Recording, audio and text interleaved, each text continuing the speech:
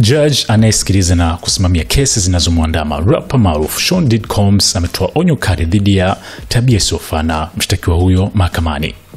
Kwa mujibu wa vyombo mbalimbali vya habari, hali ilibadilika katika mahakama ya shirikisho ya Manhattan baada ya Judge Aaron Subramanian kumkemea Diddy kwa kujaribu kuwasiliana kwa njia isiyo rasmi na uamuzi wakati wa ushahidi.